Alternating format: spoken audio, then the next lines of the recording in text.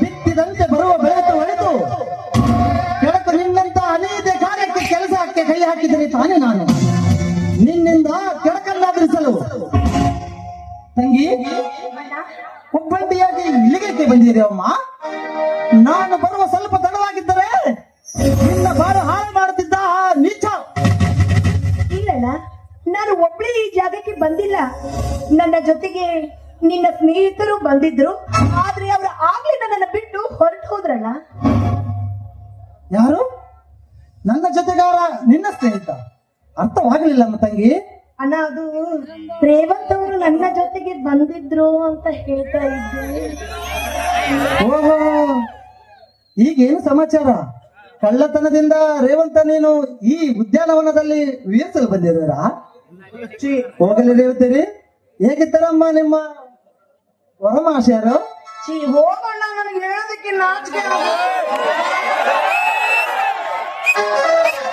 ಎಂತಹ ನಾಚಿಕೆಯಮ್ಮ ನನ್ ಮುಂದೆ ಹೇಳಲು.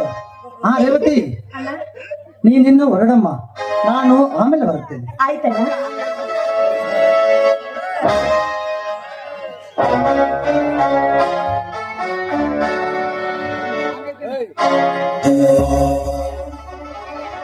ಗುಬ್ಬ್ಯಾಳೆ ಸಂಡ್ರಾಮಣ್ಣ ಅವರು ಈ ರೇವತಿಯ ಪಾತ್ರವನ್ನ ಮೆಚ್ಚಿಕೊಂಡು 501 ಕಲಾ ಕಾಣಿಕೆ ಕೊಟ್ಟಿರ್ತಾರೆ.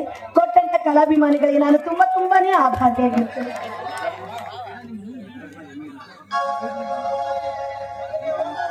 ರುದ್ರಪ್ಪ ಎಮ್ಮಿಗನೂರು ಅವರು ಕೂಡ ನನ್ನ ಪಾತ್ರವನ್ನ ತುಂಬಾ ಮೆಚ್ಚಿಕೊಂಡು 201 ಕಲಾ ಕಾಣಿಕೆ ಕೊಟ್ಟಿರ್ತಾರೆ.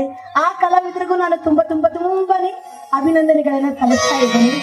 ನೋಡಿ, ಈ ಪ್ರಪ್ರಥಮವಾಗಿ ನಿಮ್ಮ ಊರಿಗೆ ಕಾಲಿಟ್ಟಿದ್ದಾಳೆ ಈ ಸ್ವಪ್ನ ಬಿಜಾಪುರ್. ನನ್ನಿಂದ ಏನೇ ತೊಂದರೆ ತಾಪತ್ರೆಗಳು ನನ್ನಿಂದ ನಿಮಗಾದ್ರೆ ದಯವಿಟ್ಟು ನಿಮ್ಮ ಪಾದದಡಿಗೆ ಹಾಕೊಂಡು ಈ ಕಲಾವಿದರನ್ನ ಆಶೀರ್ವಾದ ಮಾಡ್ಬೇಕಂತ ನಿಮ್ಮೆಲ್ಲರನ್ನ ಕೇಳ್ತಾರೆ.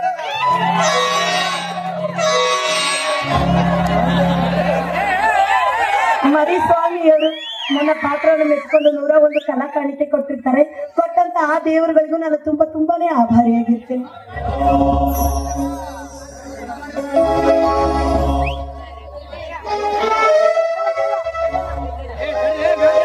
ನನ್ನ ನೆಚ್ಚಿನ ಸ್ನೇಹಿತ ಸ್ವಚ್ಛ ಮನಸ್ಸಿನಿಂದ ಹೆಚ್ಚಿನ ವಿದ್ಯಾಭ್ಯಾಸವನ್ನು ಓದಬೇಕೆನ್ನುವ ಅಚ್ಚುಕಟ್ಟಾಗಿ ನಿಭಾಯಿಸಬೇಕೆಂಬುವ ನಿರತನಾಗಿರುವ ಮಧ್ಯದಲ್ಲಿ ಕಾಂಚಾಳವೊಬ್ಬಳು ಕಂಡಲ್ಲೆಲ್ಲ ನಸುನಗೆಯನ್ನು ಒರೆಸುವ ಸುತ್ತ ನನ್ನ ಮೇಲೆ ಅಪಾರ ಪ್ರೀತಿಯನ್ನು ಇಟ್ಟುಕೊಂಡಿದ್ದಾಳೆ. ಮುಚ್ಚು ಮರೆಯಿಲ್ಲದೆ ಅವಳಿಗೆ ನನ್ನ ನಿರ್ಧಾರವನ್ನು ತಿಳಿಸಬೇಕು.